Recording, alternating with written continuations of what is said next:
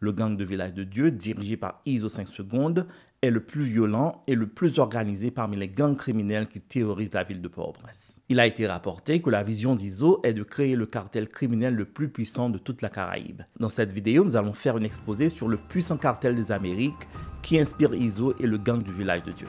Los Zetas, espagnol pour les Z, est un cartel criminel mexicain, connu comme l'un des cartels de la drogue les plus dangereux du Mexique. Ils sont connus pour s'être livrés à des tactiques de choc et de terreur, d'une violence brutale, telles que les décapitations, la torture et les meurtres aveugles. Bien qu'elle s'occupe principalement du trafic de drogue, l'organisation gère également des trafics lucratifs, de la prostitution et d'armes à feu. Los Zetas opérant également par le biais de rackets, de protection, d'assassinats, d'extorsion, d'enlèvement et d'autres activités illégales. L'organisation est basée à Nuevo Laredo, Tamaulipas, juste de l'autre côté de la frontière avec Laredo, au Texas. Les origines de Los Zetas remontent à la fin des années 1990, lorsque les commandos de l'armée mexicaine ont déserté leurs rangs et ont commencé à travailler comme bras armés du cartel du Golfe. En février 2010, Los Zetas se sont séparés et ont formé leur propre organisation criminelle, rivalisant le cartel du Golfe. Ils constituaient à un moment donné le cartel de la drogue le plus important et le plus étendu du Mexique en termes de présence géographique, dépassant leurs rivaux, le cartel de Sinaloa, sur le territoire physique. Cependant, ces derniers temps, Los Zetas s'est fragmenté et a vu son influence diminuer.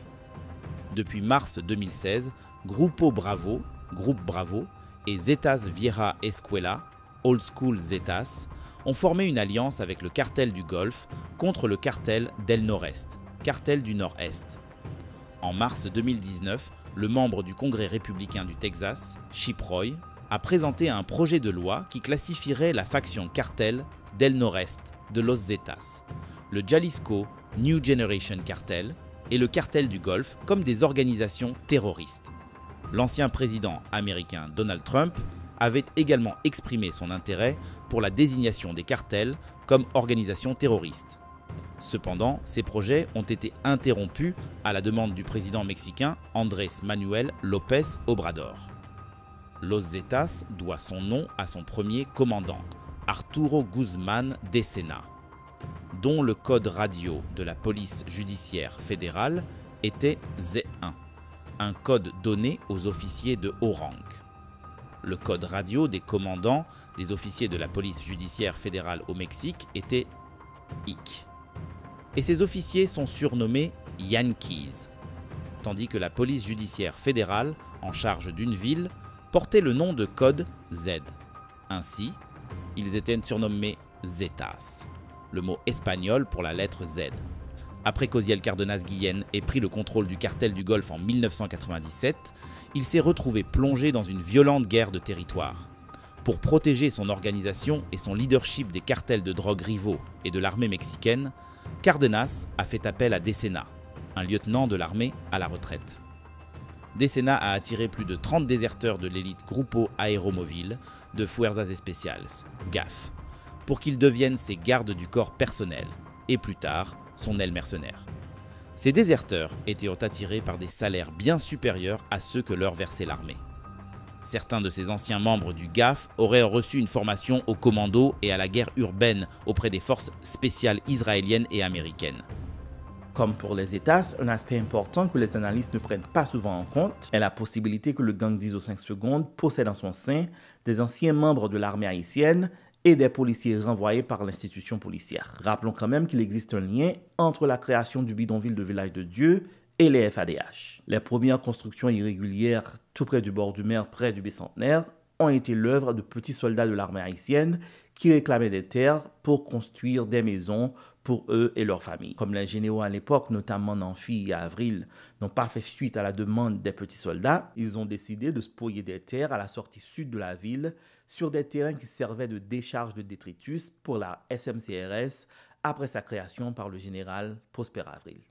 Une fois que Guillén a consolidé son pouvoir, il a élargi les responsabilités de Los Zetas, qui ont commencé à organiser des enlèvements, des rackets de protection, des extorsions, à sécuriser l'approvisionnement en cocaïne et les routes de trafic connues sous le nom de plazas, zones, et à exécuter ses ennemis, souvent avec une violence extrême. Cependant, en novembre 2002, Decena a été tué lors d'une action militaire dans un restaurant de Matamoros, Tamaulipas, permettant à Heriberto Lascano, Z3, de prendre le contrôle du groupe.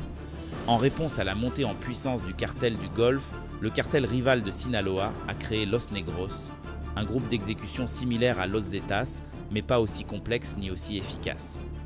Après l'arrestation de Guillén en mars 2003 et son extradition en 2007, les États ont pris un rôle de leadership plus actif au sein du cartel du Golfe, et leur influence s'est accrue au sein de l'organisation. Les membres des États vont des policiers fédéraux, étatiques et locaux corrompus, aux anciens membres de l'armée américaine, en passant par les ex-Caibiles, les forces spéciales de l'armée guatémaltèque. Au fil du temps, bon nombre des 31 membres originaux des États ont été tués ou arrêtés. Un certain nombre d'hommes plus jeunes ont comblé le vide, mais le groupe tel qu'il existe actuellement est loin de l'efficacité de ses origines paramilitaires. Los Zetas était en partie responsable de l'augmentation qualitative de la brutalité de la violence observée lors des guerres contre la drogue au Mexique moderne. Contrairement à d'autres cartels, les Zetas n'achetaient pas d'alliances mais terrorisaient leurs ennemis. Le cartel étant relativement nouveau à l'époque, il rivalisait avec des cartels plus établis en utilisant une violence et une cruauté extrême comme forme de guerre psychologique. Ils ont torturé les victimes, suspendu les corps et massacré sans discernement. Ils ont préféré prendre le contrôle du territoire de manière militaire, en le tenant par la force et en exploitant ses opportunités criminelles. Même si leur formation militaire s'est diluée avec le temps, leur brutalité ne l'est pas. Les cartels rivaux luttant contre les États ont commencé à adopter certaines de leurs tactiques, intensifiant encore davantage la violence dans le pays. Alors que d'autres groupes du crime organisé ont ensuite copié les méthodes brutales et superflues des États pour assurer leur survie, la violence au Mexique a atteint des niveaux bien plus élevés et de nouvelles formes. Certaines de ces nouvelles tortures et styles d'exécution hyper violents comprenaient des pratiques telles que l'écorchage et la castration, ainsi que des expositions publiques des victimes. Si l'on analyse les opérations menées par le gang d'Iso, on verra qu'il emploie aussi des méthodes extrêmes et cruelles, notamment la torture, le dépeçage de corps et le cannibalisme. Séparation du cartel du Golfe. Après la capture et l'extradition de Cárdenas, Los Zetas sont devenus si puissants qu'ils ont surpassé en nombre et surclassé le cartel du Golfe en termes de revenus, de membres et d'influence en 2010. En raison de ce déséquilibre, le cartel a tenté de réduire l'influence de ses propres agents en incitant une guerre civile. En outre, le cartel, à travers ses bannières narco à Matamoros et Reynosa, a accusé Los Zetas d'étendre ses opérations au meurtre, au vol, à l'extorsion et à l'enlèvement. Des actions avec lesquelles le cartel aurait été en désaccord. Los Zetas ont répliqué en affichant leurs propres banderoles dans tout le Tamaulipas, notant qu'ils avaient procédé à des exécutions et à des enlèvements sous les ordres du cartel et qu'ils avaient été créés à l'origine dans ce seul but. En outre, Los Zetas ont accusé le cartel de les servir de bouc émissaire pour les meurtres de civils innocents. Les rapports varient quant à savoir qui a déclenché la scission formelle et pourquoi. Certaines sources affirment que Guillén, frère de Cárdenas et l'un des successeurs du cartel du Golfe, était accro aux jeux de hasard, au sexe et à la drogue, ce qui a amené Los Zetas à percevoir son leadership comme une menace pour l'organisation. D'autres rapports mentionnent cependant que la division s'est produite en raison d'un désaccord sur qui assumerait la direction du cartel après l'extradition de Cárdenas. Les candidats du cartel étaient Guillén et Jorge Eduardo Costilla Sánchez, tandis que Los Zetas voulaient en confier la direction à leur propre chef, Lascano. Le cartel aurait également commencé à chercher à conclure une trêve avec le cartel rival de Sinaloa, que Los Zetas ne voulait pas reconnaître, préférant prétendument une alliance avec le cartel Beltrán Leiva. Samuel Flores Borrego, lieutenant du cartel, a tué le lieutenant des États Sergio Peña Mendoza, alias El Concorde III, en raison d'un désaccord sur le couloir de la drogue de Reynosa, que tous deux protégeaient. Los Zetas ont exigé que le cartel livre le tueur, mais ils ont refusé. Lorsque les hostilités ont commencé, le cartel s'est associé à ses anciens rivaux, le cartel de Sinaloa et la Familia Michoacana, dans le but d'éliminer Los Zetas. Par conséquent, Los Zetas se sont alliés au cartel Beltrán Leiva, au cartel Juárez et au cartel Tijuana. Luttes intestines entre Los Zetas. Début 2010, Miguel Treviño Morales, l'ancien commandant en second de Los Zetas, aurait pris la direction des Zetas et aurait remplacé Lascano. Lascano était initialement content d'avoir Morales dans ses rangs, mais aurait donné trop de pouvoir à Morales et aurait sous-estimé sa nature violente. Le leadership actif de Morales lui a valu la loyauté et le respect de nombreuses personnes à Los Zetas, ce qui a conduit beaucoup d'entre elles à cesser de rendre hommage à Lascano. Los Zetas ont également commis de multiples massacres et attaques contre des civils et des cartels rivaux, tels que le massacre de San Fernando en 2010, 24 août, où 72 migrants ont été retrouvés morts, le massacre de San Fernando en 2011, 6 avril, 7 juin, où 193 personnes ont été tuées, le massacre de 27 agriculteurs au Guatemala, découvert le 15 mai 2011, l'attaque du casino de Monterrey en 2011, 25 août, où 52 personnes ont été tuées, la bagarre dans la prison d'Altamira, 4 janvier 2012, au cours de laquelle 31 détenus du cartel du Golfe ont été tués, l'émeute de la prison d'Apodaca, 19 février 2012, au cours de laquelle 44 détenus du cartel du Golfe ont été tués et 37 Zetas se sont évadés de prison. De plus, des sources révèlent que Los Zetas pourrait également être responsable de l'explosion de l'oléoduc de Puebla en 2010, qui a tué 28 personnes, en a blessé 52 et a endommagé plus de 115 maisons. Le massacre de 2011 à Allende, Coahuila, où environ 300 à 500 civils ont été tués après que les États ont accusé 2 hommes locaux d'avoir trahi l'organisation.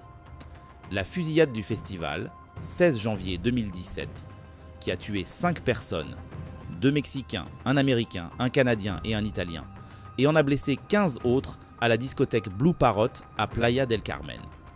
Une grande pancarte peinte à la main a été accrochée dans la ville, contenant des références spécifiques à BPM et à son cofondateur, et signée par El Fayo Z. En 2011, seuls 10 des 34 États initiaux étaient et toujours en fuite, et, à ce jour, la plupart d'entre eux ont été tués ou capturés par les forces de l'ordre et les forces militaires mexicaines, ce qui en faisait le cartel de la drogue possédant le plus grand territoire du pays. Leurs rivaux, le cartel de Sinaloa, avaient perdu certains territoires au profit de Los Zetas et sont passés de 23 États à 16. Tout comme les Zetas au Mexique, si l'on observe le mode opératoire du gang de Village de Dieu, on verra qu'il est bien structuré et même entraîné par des experts. Le gang d'Iso est aussi le plus important en termes d'expansion territoriale. Iso n'a pas cessé d'étendre ses tentacules au-delà de son fief au bicentenaire. Début 2012, le gouvernement mexicain a intensifié son offensive contre les Zetas en annonçant que 5 nouvelles bases militaires seraient installées dans les principales zones d'opération du groupe. Le 9 octobre 2012, la marine mexicaine a confirmé que le chef de Los Zetas, Heriberto Lascano, avait été tué dans un échange de tirs avec des Marines mexicains dans un état frontalier avec le Texas. Dans une interview accordée en mai 2013 à l'International Crisis Group, le chercheur Daniel Herring a déclaré « Les anciens réseaux ont été perturbés par les États et maintenant les Zetas se sont désintégrés en Zetiliar. Ce sont des groupes dissidents, pas de grands opérateurs. » Le 14 juillet 2013, le corps des Marines mexicains a capturé le chef des Zetas Miguel Ángel Treviño Morales, également connu sous le nom de Z40, à Anahuac, Nuevo León, près de la frontière de l'État de Tamaulipas. Les autorités affirment que son frère Omar Treviño Morales, alias Z42, lui a succédé. Le 12 octobre 2013, les autorités mexicaines ont capturé Gerardo Jaramillo, un haut responsable présumé des Zetas, alias El Yankee.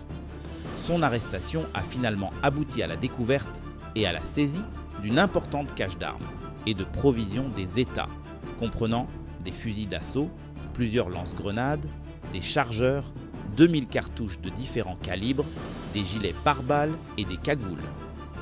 Le 9 mai 2014, l'un des membres fondateurs, Galindo Melado Cruz, et 4 autres hommes armés ont été tués dans une fusillade après que les forces de sécurité mexicaines ont attaqué la cachette de Cruz dans la ville de Reynosa.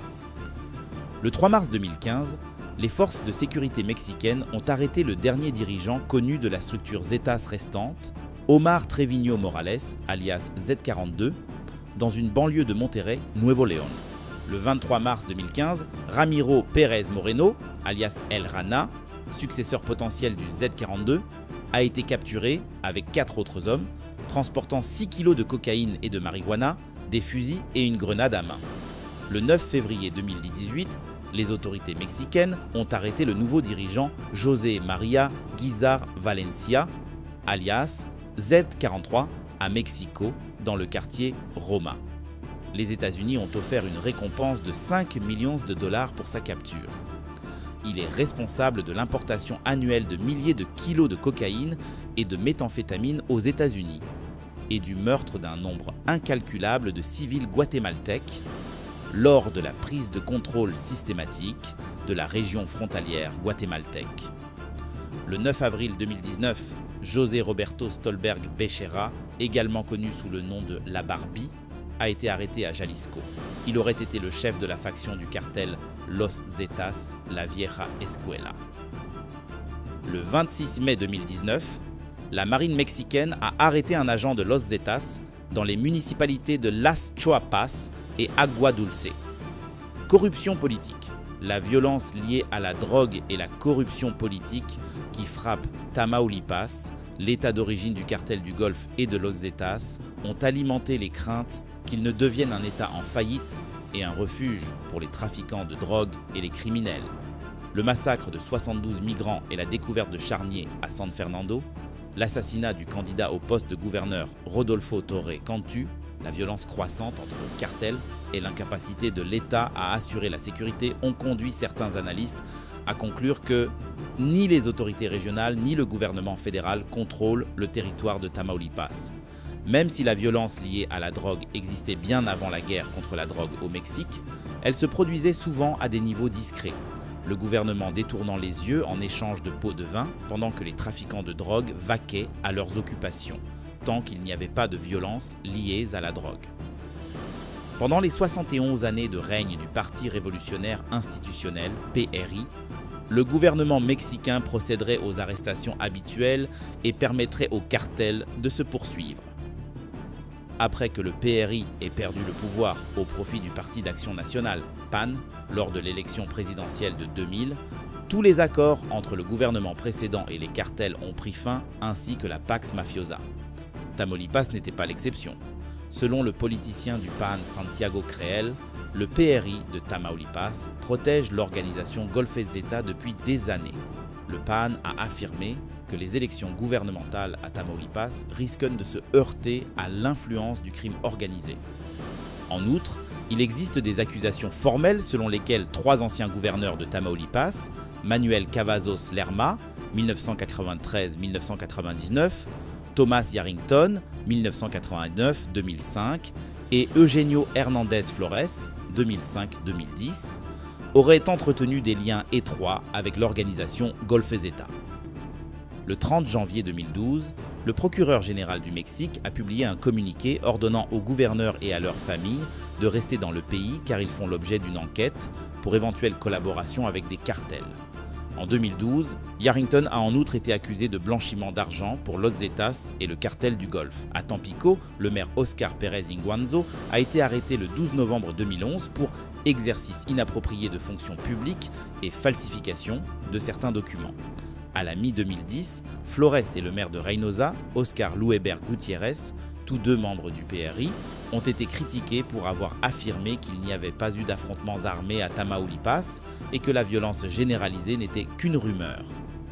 Quelques mois plus tard, Flores a finalement reconnu que plusieurs quartiers de Tamaulipas étaient envahis par la violence du crime organisé. Gutiérrez a reconnu plus tard le travail des troupes fédérales et a reconnu que sa ville connaissait une escalade de la violence. Les évasions de prison. Le 25 mars 2010, 40 détenus se sont évadés d'une prison fédérale de la ville de Matamoros. Le 5 avril 2010, dans une prison de Reynosa, un convoi de 10 camions remplis d'hommes armés est entré sans résistance dans l'enceinte de la prison, a pénétré par effraction dans les cellules et a libéré 13 détenus extrêmement dangereux. 85 détenus se sont évadés de la même prison de Reynosa 6 mois plus tard. À Nuevo Laredo, le 17 décembre 2010, 141 détenus se sont évadés d'une prison fédérale. Le gouvernement fédéral a condamné l'évasion massive des prisons et a déclaré que le système des autorités de l'État et de la municipalité de Tamaulipas manquait de mesures de contrôle efficaces et les a exhortés à renforcer leurs institutions. Un affrontement dans une prison à sécurité maximale de Nuevo Laredo le 15 juillet 2011 a fait 7 morts et 59 évadés. 5 gardes en service n'ont pas été retrouvés. Le gouverneur de Tamaulipas a alors reconnu son incapacité à sécuriser les prisonniers et les prisons fédérales. En conséquence, le gouvernement fédéral a chargé l'armée mexicaine et la police fédérale de garder certaines prisons jusqu'à nouvel ordre. Ils ont également été chargés de rechercher les fugitifs. Il a été rapporté que plus de 400 détenus se sont évadés de plusieurs prisons de Tamaulipas entre janvier 2010 et mars 2011 en raison de la corruption. Le 17 septembre 2012, à Piedras Negras, Coahuila, plus de 130 détenus de Los Zetas ont organisé une évasion massive en plein jour, en marchant directement depuis la porte d'entrée jusqu'à plusieurs camions à l'extérieur de la prison. Corruption policière. Les forces de police de Tamaulipas sont les moins payées du Mexique, bien qu'elles soient l'un des États les plus durement touchés par la violence liée à la drogue. À Aguascalientes, un État où les niveaux de violence sont bien plus faibles, les policiers sont payés 5 fois plus qu'à Tamaulipas. En conséquence, la plupart des forces de police de Tamaulipas seraient exposées à la corruption en raison de leur bas salaire et accepteraient des pots de vin de la part de groupes du crime organisé. Le Système national de sécurité publique, SNSP, a condamné les bas salaires des policiers et a exigé que les autorités étatiques et municipales créent de meilleurs programmes de rémunération pour les policiers afin qu'ils puissent avoir un salaire équitable pour eux-mêmes et leurs familles.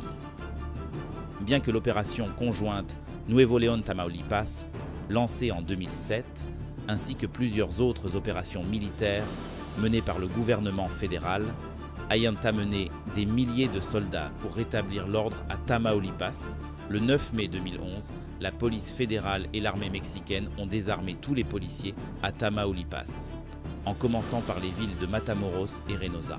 Le mois suivant, le gouvernement fédéral a été invité à envoyer des troupes pour lutter contre les cartels de la drogue dans la région, afin de consolider les actions en matière de sécurité publique et de renforcer la capacité de leurs institutions.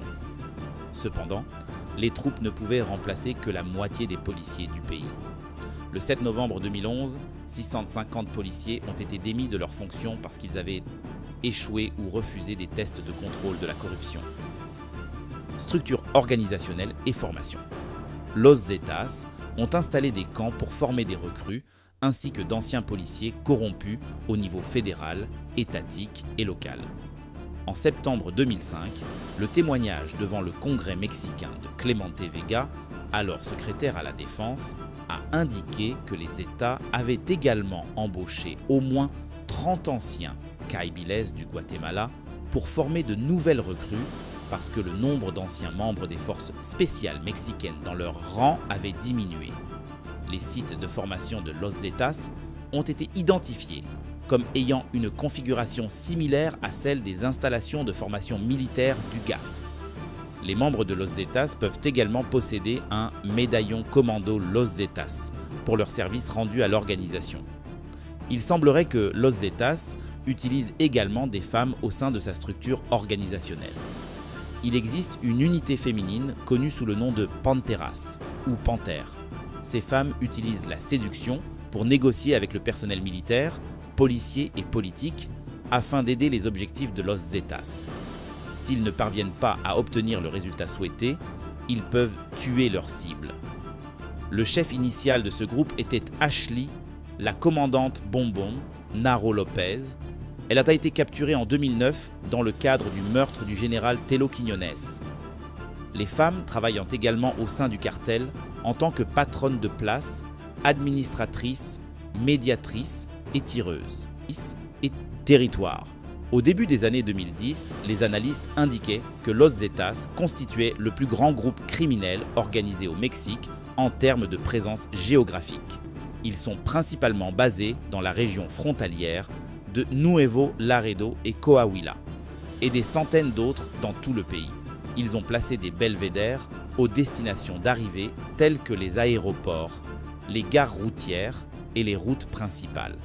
En plus de mener des activités criminelles le long de la frontière, ils opèrent dans tout le golfe du Mexique, dans les États du sud du Tabasco, du Yucatan, du Quintana Roo et du Chiapas, ainsi que dans les États de la côte pacifique de Guerrero, Oaxaca et Michoacán, ainsi qu'à Mexico. Ils sont également actifs dans plusieurs États des États-Unis, dont le Texas. Le cartel possède également d'importantes zones d'activité au Guatemala, où ses opérations auraient fait commencer dès 2008. Ils sont actifs en Europe, notamment en Italie, avec la Ndrangheta. Début 2012, il a été signalé que Los Zetas opérèrent dans la frontière nord entre le Venezuela et la Colombie, et s'étaient associés à la société colombienne appelée Los Rastreros. Ensemble, ils contrôlent les routes du trafic de drogue dans la Guajira colombienne et dans l'état vénézuélien de Zulia, la Colombie comme pays producteur et le Venezuela comme principale route portuaire vers les États-Unis et l'Europe. Dans un rapport de 2010, il a été noté que les gangs de rue de Sureño entretenaient des liens avec le cartel de Los Zetas en Californie et en Caroline du Sud. Un récent rapport du FBI montre que les gangs de rue américains se rapprochent de plus en plus des cartels mexicains. Aux États-Unis, Los Zetas utilisent les médias sociaux comme méthode de communication entre les deux pays et utilisent également ces sites comme méthode de recrutement de jeunes aspirants membres qui, à leur avis, voient mal les actions du cartel comme glorifiées et sont capables de demander comment ils peuvent adhérer. De plus, les Sureños partagent des liens avec Los Zetas, tout comme les gangs MS-13, Mexican Mafia et Latin Kings. Los Zetas utilisaient les principales autoroutes des États-Unis, telles que la I-10, la I-40 et la I-35, pour acheminer leur drogue vers différentes villes, des villes comme Chicago et Houston. Raid des forces de l'ordre. En raison de la formation anti-insurrectionnelle de haut niveau des premiers membres de l'armée mexicaine, Los Zetas ont été tristement difficiles à perturber. Malgré cela, les opérations de Los Zetas ont été interrompues avec succès par les forces de l'ordre américaines et mexicaines.